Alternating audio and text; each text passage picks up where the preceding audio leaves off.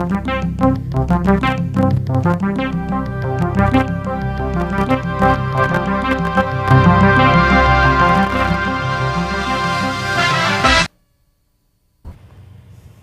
there, welcome to Speaking of Business. I'm your host, Nancy Boyle.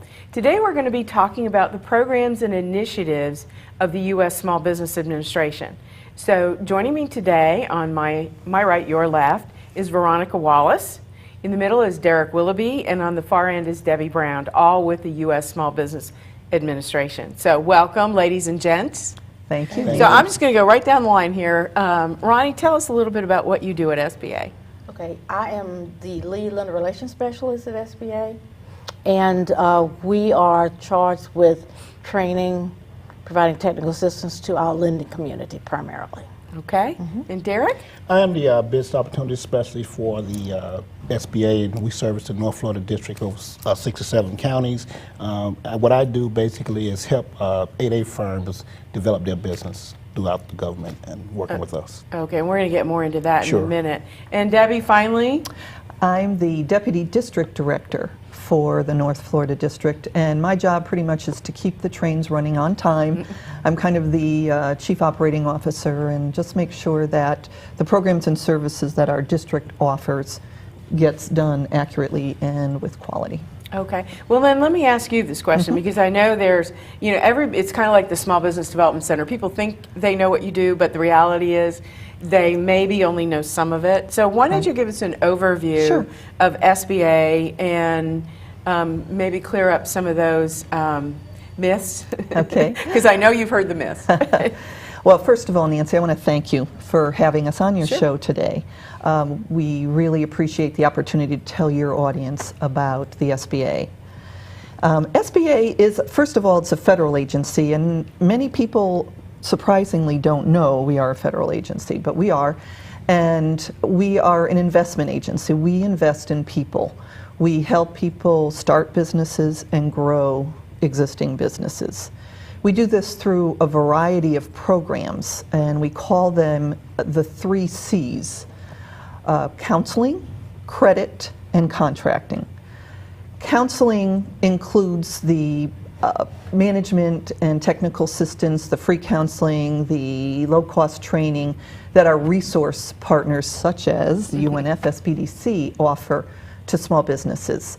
We're not going to go into that much today because I know you have had other programs that have covered small business resources Sure. in this area. The second C is credit, and Veronica will be talking more about that. Those are our financial assistance programs that we have for small businesses to help them start and grow their businesses. And the third C is contracting, and that Derek will talk more about. And this includes the programs that we have for small businesses to get government certifications to facilitate their access to a bigger piece of the government contracting pie. Okay. And we use this as a business development tool for small businesses. So those, and then we also do disaster. And a lot of people don't know that SBA is the disaster loan provider for when a disaster, national disaster is declared in an area. Again, we won't go into that today, but it's good that your audience knows that we do that as well. Okay, so that's a good segue to start with Ronnie here on the whole SBA loan program, because I think some people think that you actually write the check, which we know that you don't. And, you know, so if they can't get money out of their bank, they think they can go to SBA and that you'll just give them this money. Right. So let's talk about the whole SBA lending program, what's involved, who's eligible, things of that nature, okay? Oh, okay. We have several programs under the 7A umbrella. Okay. We have our standard guarantee loan program, which goes up to $5 million. And included in that as well is the international trade exporting. Then we have the SBA Express and the Export Express. Those are programs that are specifically for lenders who have been given that status as an express lender. They have an expedited process within maybe 24 hours if everything is submitted correctly. And the small SBA Express goes up to 350. Export Express is 500,000. Okay. Then we have the Community Advantage Program. That goes up to 250,000, and it is only administered by SBA approved microlenders, approved certified development companies. We have two Advantage lenders here in Florida, the BBIF, which is located down in Orlando, Axion, headquartered in South Florida, Miami, but they have a branch up in Orlando, so they service Duval County. Okay. Then we have our regular microloan program that goes up to 50,000, and there again, the BBIF and Axion can do those loans as well. And then we have the 504, which is strictly a fixed asset program, machinery, equipment, real estate. It goes up to 5 million, and in some instances 5.5 million, depending on the type of business. And what else do we have? I said international trade. I guess that's primarily our loan programs. And we also have like an initiative too for veterans that went into effect January of this year, and it expires September 30th.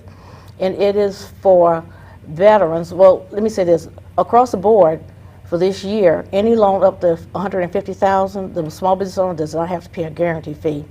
The Oh, wow. lender, as an initiative to them, is emphasis to them, they don't have to pay what's called the monthly servicing fee to Okay. SBA.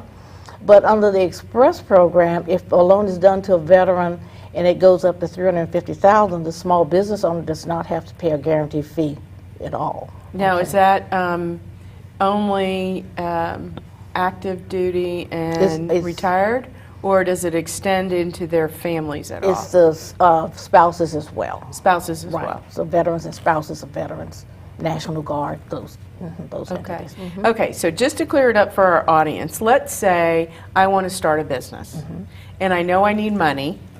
So what do? I don't call up Veronica and go, hey, I need $100,000 for this business, right? You know, well, a lot of times we don't discourage them from calling our office, but we also suggest go to the SBA.gov website first, Okay. so they can gain knowledge about our programs and services. And then after that, they can contact our office because, you know, they got to do the business plan. We can refer them out to the Resource Partners, SCORE, SBDC, Okay. and then maybe give them a list of participating lenders in their area as well as some of the surrounding areas, because those surrounding county lenders have footprint into maybe their county that they're Okay. trying to do the project in. And then once they get that done, they go to the lender.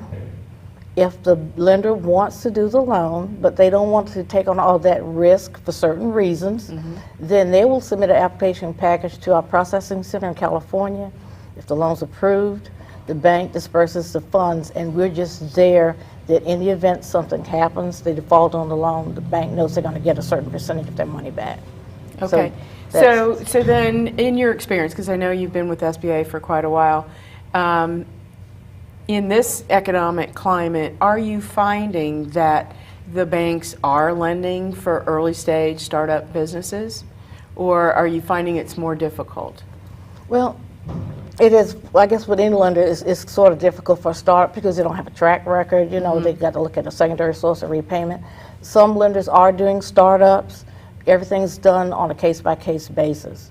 Existing is what they have a flavor for, but they will do startups. Well, sure, because there's a track record there. Right, yeah. You know, theoretically, you know, if you did well in the past, you should should do continue well, to right. do well. So, you know, obviously that's a little, you know, it's kind of the old adage, if you don't need the money, then you're perfectly qualified to borrow it. It's when you need the money that sometimes it can be a challenge. So, Nancy, I can tell you that in 2013, the percent of loans going to what we call startup businesses, which are businesses in business less than 2 years, greatly increased over 2012. So, oh, well, that's good. yeah, so That's lenders good to know. seem to be more open to the early stage businesses than they had been during the economic downturn. Yeah. It's funny because just today I got, I'm on the Florida Bankers Association email list, and I didn't read the whole article, but it was, the title of it was, the gist of it was that the banking community is very positive. There's going to be more lending, you know, it's in a growth mode. So Good. that'll be good for everybody. Yeah. Yes, and we've had even more lenders wanting training because they want to. We had some that hadn't participated in a while, and then the ones who what we call low volume lenders, they're wanting now to increase their activity with SBA too. So Well, that's a and plus I would for think it us. would make the lender feel more comfortable Yes. knowing you have the federal government guaranteeing most of the dollar amount of the loan. Right.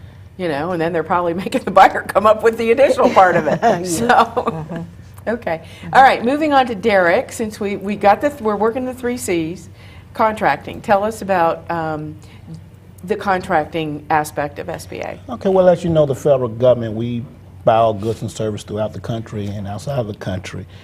We are also mandated to spend a certain percentage of those dollars with small businesses. And being that we have to do that, we have certain programs that small businesses come in, they can get certified, or in this case, with a service-disabled veteran would get registered, and then we have a self-certification piece that goes along with that. The program are made up basically of 5 different small business type programs. We have the 8A program, which is a certification program, and we have what is called the Hub Zone program, whereas if you have a business that's located in one of the designated hub zones, your business can get certified as a Hub Zone program. Those 2 programs are certification type of programs. You actually have to fill out an application, get reviewed, and get approved. Then there are the registration programs. The woman-owned business program is self-certifying. The small disadvantaged business program is self-certifying. And then there's the service disabled veteran program, whereas it's self-certifying and comes with a verification process. So if you fall in those categories, you can come in and get one of those certifications. It's good to get them all. It helps you in competition. These programs allow for us to set aside certain bids for just competition among small business, which is a good thing. It also comes with those programs that some of them allow you to sole source to one of the small business, which in this case, you get to go out and market your business, and if it's good, you don't have to go through the bid process if you can market it well enough to get a sole source. So those programs enable small businesses to grow and eventually develop into larger businesses. Okay, and I can go into depth in each one of them if you Well, like. that's what I thought, because I think it's interesting. You know, there seems to be a pretty good emphasis on 2 areas for small businesses. I know, you know, the last 5 years, what we found as far as clients coming into the SBDC, you know, there were the ones that were freaking out because they bought the media hype that we were going down the tubes, and were ready to throw in the towel. And then you had others that said, you know, this is a little frightening to me, but I need some help. I want to really look at my business. I want to cut the fat, so to speak, but I also want to grow my business, so I want to look at expanding into other markets. And the 2 big ones are government contracting and international trade. So, and I do want to talk to you a little bit on the international trade loan issues once we finish contracts. So, so I think it's real important for our audience then to kind of understand. You know, let's start with the 8A program. Sure. Who's qualified? Well, the 8A program is a process that you apply for. Okay, you must own 51% of your business, and you must own, operate, and control it. That's one of the pieces. Okay. A personal net worth when you enter the program has to be $250,000 or less. Okay, those are the qualifiers, along with a social and economic piece. You must fall into one of those categories where you have been designated to be socially, economically disadvantaged in, and that normally there are race groups, and it's an array of them. You have to fall in that category. Those are the starters. Okay. If you meet those starters, then there's an in-depth certification process they take you through in DC, and then if you approve, then you come out and you become into the 8A program. Now, the 8A program is a business development program. We're not a contracting program per se. So when we get you in the program, you have 9 years in the program. 9 years? 9 years. Oh, wow, I didn't realize it was that long. Yes, Okay. it's a 9-year program, and it's a one-time program. After 9 years, we're going to graduate you. Okay. And you can't come back. You can't come back ever again. But that program, the benefit of that program is, again, like I told you, if you're allowed to go out and market your business instead of going through the bid process and get a sole source, it helps you. That's Sure. a better opportunity for you. It's a 2-step process. The first phase, the first 4 years, you're in what we call the development stage. Okay, so you can go out and get sole source contracts, and you're developing. And then the last phase now, you're in the transition stage, which now you should be growing. You should have an idea how your business is run. You should have collected some contracts. And then once you go into that transitional stage now, we start to look to see whether or not you are getting contracts other than 8A type of contracts. You should be able to operate as a business. And in 9 years, we graduate you out of the program. You can stand on your own without the program. Next is and I'll talk about the Service Disabled program because we have a short time here, and that's one of the big ones. That is a program that you can, as a service disabled veteran, you must have some type of disabled certificate to say that you are. And you can go and register to this program through the VA.gov, that's the website. And what that program does is carries kind of the same type of criteria that the 8A, but it's just a little more or less involved. That program allows service-disabled veterans to now go out and compete for VA type of contracts under that small business type code. Now, the VA has a pecking order of how they award contracts to small business. They start with the service-disabled vet first. Okay. Okay. If they don't get that, then they move down to the veteran-owned business, and then the 8A, and then the woman small business, and then small disadvantaged business. After that, they don't have anybody to bid on those contracts, then it's just small business in general. So there's a pecking order, so you can see how important it is to have that certification because that's what they start with. Okay. And then that's the small disadvantaged business program. That is a self-registering program. All you have to do is go out and register and say that you're a small disadvantaged business and you meet what is called a size standard for small business. Take your word for it, it's an honor system, and so it's self-registered. There's no wait time. You can do it online. Go into what we call the SAM system, and you can register immediately. And then the woman small business, self-registration, the same thing, but it must be woman-owned 51% and managed and operated. Most of the rules are the same.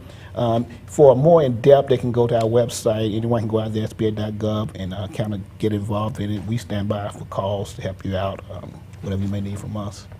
Well, and I think it's important because a lot of times people just don't know how to navigate. You know, you're intimidated by it. I know years ago, I worked for a photocopier company, and my clients were the Navy and the IRS.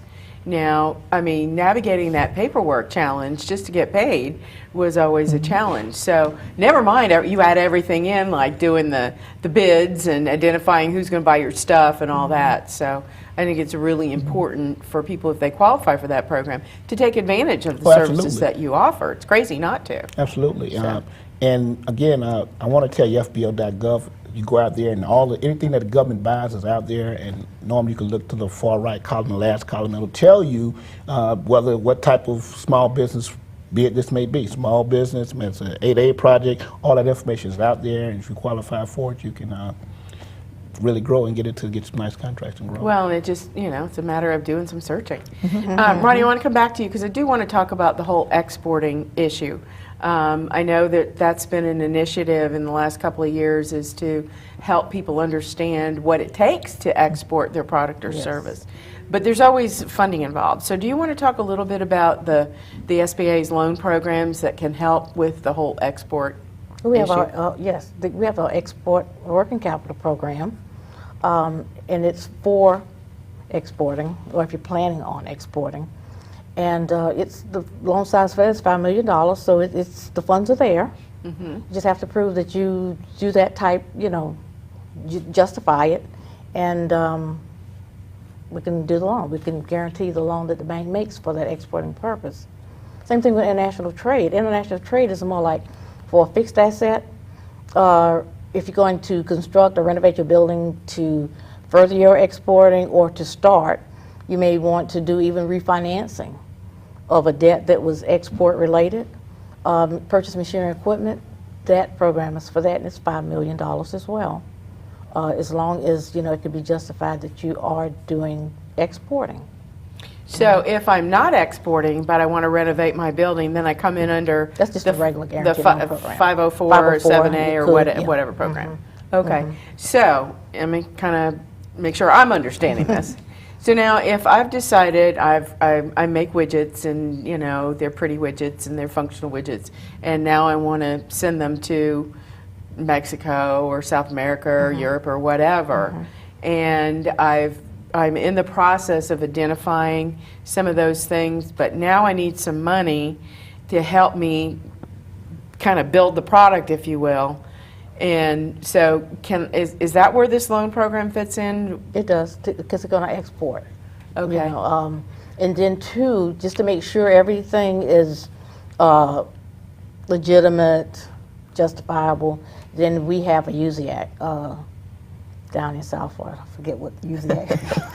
U.S. Was it? Export Assistance Yeah. Center. That's Okay. The alphabet soup. Yeah, and so, you know, we put the small business owner in touch with her because she knows what countries we are they're allowed to export to, and to make sure everything falls into place for that to happen. Okay. And she works closely with the banks to make sure everything is the way it should be. Okay. I mean, I think that's good to know. I mean, it depends on what you need. I mean, this is what I'm kind of really hearing you say. Whatever you need for your business, pretty much SBA's got a loan program that can That help can fit that facilitate the niche. financing of that. True. Yes. And if you've got your 5 C's, credit, character, et cetera, and can show that you can repay the loan, then the likelihood of you getting the loan is pretty good. pretty Yeah, good. Yeah. So what's the time frame involved? Let's say I've got let's say I'm an established business and I've gone to my bank and they're willing to do it if SBA will guarantee it, and I've submitted all the paperwork I need to submit, because we realize that the borrower has some stuff they have Right, to do first. yeah. So assuming I've done what I need to do and I've given it to my bank, what's sort of the average time frame that it takes for that whole process to Well, finish? if it's submitted on a regular program, it goes to Citrus Heights, and that should take anywhere from 5 to 7 days at the most, depending on the staffing and everything, okay? And then we have what we call our certified program. Those are lenders who have been in the program for a while, and so we don't have to dot every I, cross every T. We rely on them, and they get a 3-day turnaround time. Then Wow. we have what we have called our preferred lenders. They're really up to speed on SBA regulations, legal aspects and everything.